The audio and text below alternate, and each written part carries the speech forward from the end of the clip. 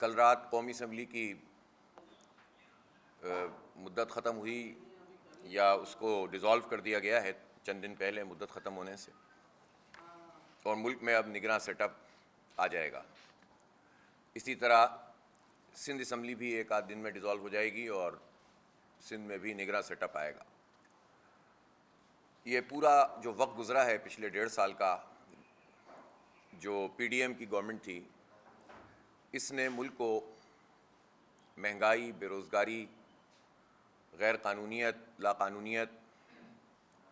اور اقربا پروری، وزراء کی بھرتی، اشرافیہ کی عیاشی اور عوام کے اوپر بجلی کے بم، پیٹرول کے بم اور اس کے سوا کچھ بھی نہیں دیا۔ مزید آئی ایم ایف کی غلامی کا شکنجہ مضبوط سے مضبوط تر ہوتا چلا گیا، کستے چلے گئے یہ، اور کہتے یہ ہیں کہ آئی ایم ایف کے پلان میں جانا اس لیے ضروری ہے کہ ملک دیوالیہ ہو گیا ہے، ہونے والا ہے، اور جب اس کے پلان میں جاتے ہیں تو مزید دیوالیہ ہونے کی طرف چلے جاتے ہیں، ان کی ساری شرطیں مانتے چلے جاتے ہیں۔ اور ہم بھی حیران ہیں کہ جو بنیادی طور پر ریفارمز کرنے کی ضرورت ہے اس پر کوئی توجہ نہیں ہوتی۔ اگر واقعی کوئی ان میں سے ایک آدھ بھی مخلص ہو قوم کی خاطر، تو وہ اپنی عیاشیاں، اپنے عللے تللے، اپنی گاڑیاں، اپنے پیٹرول،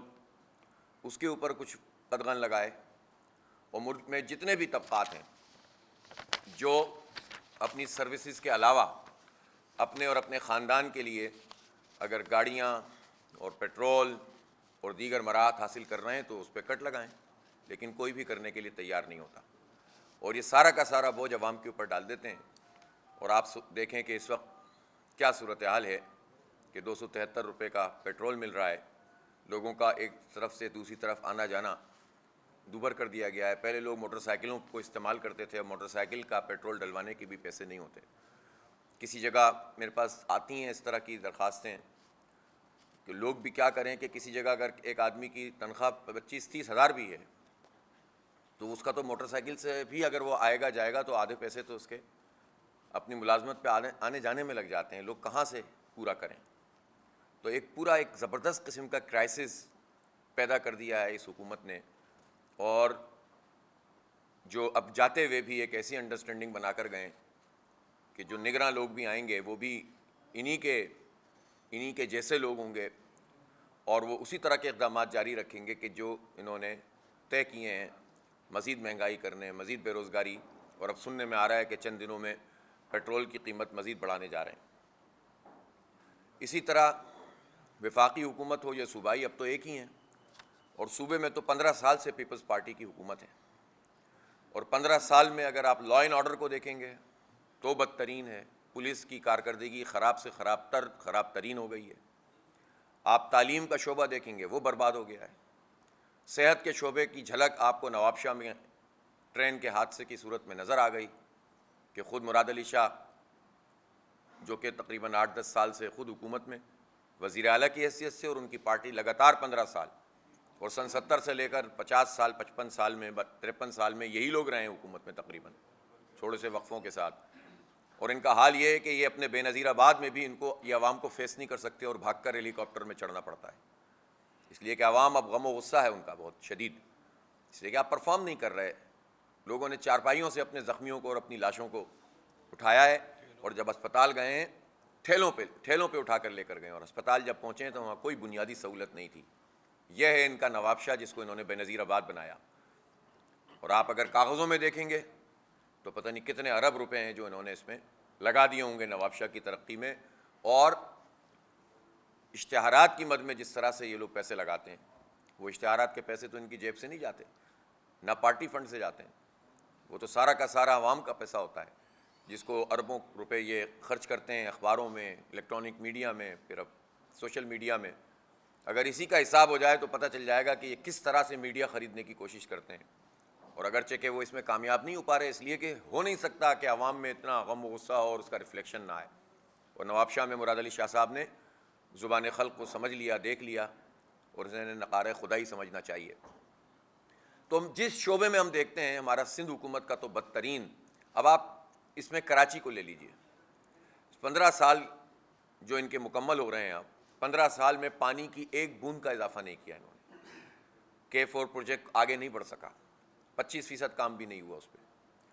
آپ کے الیکٹرک مافیا یہ وفاقی حکومت میں بھی ہوتے ہیں, صوبائی حکومت میں بھی ہوتے ہیں, وہ مسلط ہے اور مزید اس کو طاقتور بنانے کے لیے انہوں نے سارے اقدامات کیے ہیں. یہ زرداری صاحب ہی تھے جنہوں نے 2009 میں اس وقت کے 50 ارب روپے, جو آج کی ویلیو اگر آپ نکالیں گے تو 150-200 ارب روپے بن جائیں گے, ان 50 ارب روپے کو انہوں نے قومی خزانے سے ادا کر کے ایک کمپنی تبدیل کی تھی, شیئر تبدیل کیے تھے, اس لیے کہ وہ لائبلٹیز کے ساتھ ابراج گروپ کو نہیں لانا چاہتے تھے, اور ابراج گروپ سے ان کے حساب کتاب بنے ہوئے تھے سب کے. اور اب بھی اس وقت صورتحال یہ ہے کہ 662 ارب روپے کا نادآئندہ کے الیکٹرک NTDC کا ہے, 177 ارب روپے کا گیس کا ہے, 50 ارب روپے کا کراچی کے عوام کا نادآئندہ ہے, لیکن کوئی پوچھنے کے لیے تیار نہیں ہے اور ان کو مراحت پہ مراحت ملتی چلی جا رہی ہیں. تو مافیا, بجلی مافیا, کے الیکٹرک مافیا کو انہوں نے مسلط کر کے رکھا اور اس کی سہولت کاری کی, اور اس کے حساب کتاب میں ظاہر ہے یہ لوگ شامل رہتے ہیں. پھر آپ ٹرانسپورٹ دیکھ لیجئے,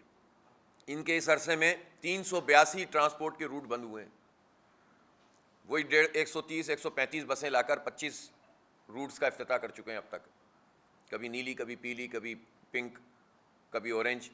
مختلف طریقوں سے کلر کر کے اور اشتہار چڑھا کے بس کے اوپر جگہ جگہ افتتاح کرتے ہیں. اور شرجیل میمن صاحب کو کوریج دینا تو فرض ہے,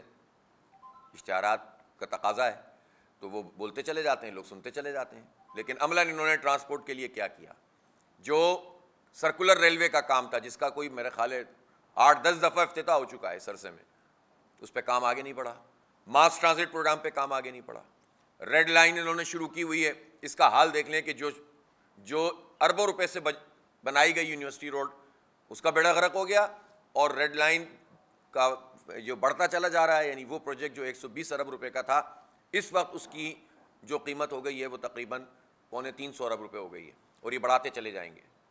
تو یہ کس کا پیسہ ہے؟ یہ ہمارا پیسہ جو ہے وہ اس طرح سے لگائیں گے. آپ سوچیں کہ یہ ریڈ لائن, گرین لائن وفاق کا سبجیکٹ تھا, وہ وفاق اور صوبے, آپ دیکھیں کہ اس کا کیا حال ہے, اس میں کتنے لوگ سفر کر پاتے ہیں, اور اس روٹ کے اوپر کتنا بڑا لوڈ ہوتا ہے. تو بغیر کسی پلاننگ کے بھی اور بغیر کسی اہلیت کے, صرف کرپشن اور لوٹ مار کے سوا انہوں نے پرفارمنس ان کی اس پورے 15 سال میں کیا رہی ہے. ہم اس پر تفصیل سے ان کی 15 سالہ کارکردگی پر اور آخری 5 سال کی کارکردگی پر ایک لائیں گے, تاکہ پتہ چلے لوگوں کو کہ انہوں نے کیا پرفارم کیا. کیونکہ کل بلاول صاحب نے فرمایا ہے کہ لوگ ہمارا جو ہے نا امیج خراب کرنے کی کوشش کرتے ہیں, اور ہماری کریکٹر وہ کرتے ہیں, اسیسینیشن یا کریکٹر خراب کرنے کی کوشش کرتے ہیں, لیکن ہم نے خدمت کی ہے سندھ کے عوام کی, اور اتنی زبردست خدمت کی ہے کہ اب ہم پاکستان میں حکومت کریں گے. تو یہ سندھ کے عوام کی خدمت تو آپ کشمور سے کراچی تک ان کی نظر آ رہی ہے. جا کر دیکھیں دیہاتوں کا حال, گوٹھوں کا حال, شہروں کا حال. اور یہ کیپٹل ہے جو 98% ریونیو دیتا ہے سندھ کو, اس کیپٹل کا انہوں نے جو حال کیا ہوا. ہسپتالوں کی حالت دیکھ لیجئے آپ. ابھی پچھلے دنوں ہم نے عباسی شہید ہسپتال کا دورہ کیا تھا. آپ جس ہسپتال میں چلے جائیں, سوائے وہ وارڈز جو NGOs کے تحت چل رہے ہیں, لوگوں کے چندوں سے چل رہے ہیں, یا اس میں کچھ سندھ حکومت تھوڑے سے پیسے دے دیتی ہے, اس کے علاوہ جو سندھ حکومت جس کو چلاتی ہے اس کی حالت دیکھ لیں آپ, جو ظاہر 90% ہے. آپ کو وہاں پر پیناڈول کی گولی نہیں ملتی, وہاں آپ کو سرنج نہیں ملتی, وہاں آپ کو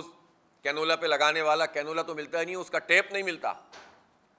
سب خریدنا پڑتا ہے لوگوں کو, جبکہ ان سب کے پیسے کھا جاتے ہیں یہ وڈیرے جاگیردار اور یہ سندھ حکومت اور پیپلز پارٹی کے لوگ. یہ ان کی, اور جا کر آپ اسکولوں کو دیکھیں 3,500-4 ہزار. تو جس شعبے میں آپ دیکھیں انہوں نے کرپشن اور لوٹ مار کے سوا نہیں دیا سندھ کے عوام کو کچھ, اور اسپیشلی اس شہر کراچی کے ساتھ تو انہوں نے دشمنی کی ہے. اب اس وقت جو مردم شماری کا معاملہ ہے تازہ, جس پر بہت خوشیاں منائی جا رہی ہیں, میں اس کے کچھ حقائق آپ کے سامنے لانا چاہتا ہوں. 2017 میں کراچی کی مردم شماری 1,60,24,000 گنی گئی, اور اس میں کل جو سندھ کی آبادی تھی وہ 4,78,00,000 کے قریب تھی. اس کے نتیجے میں ہوا یہ کہ 33% پورے سندھ کی آبادی کا کراچی کو ملا, جبکہ ایکچولی اس وقت بھی کراچی کی آبادی 3 کروڑ اور اس سے زائد تھی. اگر اس وقت صحیح گنا جاتا تو اس کے نتیجے میں کراچی کا شیئر 50% ہو جاتا, اور 50% کے نتیجے میں قومی اسمبلی کی سیٹیں 30 سے 35 تک ہوتیں, اور صوبائی اسمبلی کی سیٹیں 44 کے بجائے یہ 65 ہو جاتی، لیکن انہوں نے یہ کام نہیں کیا. اور پھر بعد میں جب یہ طے ہوا کہ 5% بلاک، تو وہ بھی کام نہیں ہوا. پھر یہ کہا گیا کہ صاحب پچھلی مردم شماری کو آپ منظوری دے دیں اور تاکہ ہم اگلی مردم شماری کریں. مجھے افسوس ہے کہ کراچی سے بھاری مینڈیٹ لینے والی پی ٹی آئی اور ایم کیو ایم دونوں اتحادی تھے، اور یہاں سے سندھ حکومت نے ساری کاریگری کی تھی اپنے عملے کے ذریعے سے. تو یہ تو جو ہے وہ بیوقوف بنانے کے لیے ڈسینڈنگ نوٹ ڈال کر خاموش ہو گئے، لیکن جن کی ذمہ داری تھی اس مینڈیٹ کے تحفظ کی، انہوں نے منظوری دے دی اس مردم شماری 2017 کی، اور اس کے نتیجے میں وہ بیس لائن بن گئی. اور ایسی بیس لائن بن گئی کہ جس کو سامنے رکھ کر وہی لوگ جنہوں نے جعلی مردم شماری کی منظوری دی تھی اسی کو بیس لائن بنا کر ابھی بغلے بجا رہے ہیں اور لوگوں کو بیوقوف بنانے کی کوشش کر رہے ہیں کہ ہم نے گنتی دیکھو کتنی زیادہ بڑھا دی ہے. او بھائی، اگر وہ 1,60,00,000 جو آپ نے جعلی مردم شماری کی تھی پچھلی مرتبہ، اگر اس مردم شماری کے نمبرز کو بھی دیکھ لیں اور پچھلی والی گروتھ ریٹ کو بھی دیکھ لیں تو یہ تو 1,90,95,00,000 تو ویسے ہی ہو گئی. تو ابھی جو 2,03,00,000 کا تحفہ آپ دے رہے ہیں لوگوں کو کہ ہم نے اتنا زبردست کارنامہ انجام دے دیا، تو پھر اس کا کیا مطلب ہے؟ کچھ بھی نہیں کیا. اور کیا امپیکٹ آیا اس کا؟ اب آپ اس وقت یہ دیکھیں کہ اگر 2,03,00,000 کی آبادی کراچی کی ہے اور 5,57,00,000 آپ کر لیں پورے سندھ کی ہے، تو یہ پرسنٹیج 36% بھی نہیں ہے. اس کا مطلب کیا ہوا؟ آپ نے محض 2-3% کا اضافہ ہوا ہے ریشو میں. اس سے محض ایک قومی اسمبلی کی سیٹ کا فرق پڑے گا اگر وہ بھی پڑا، اور 3 سیٹوں کا فرق پڑے گا اور وہ بھی عنایت فرما دی الیکشن کمیشن جو کہ سندھ کا الیکشن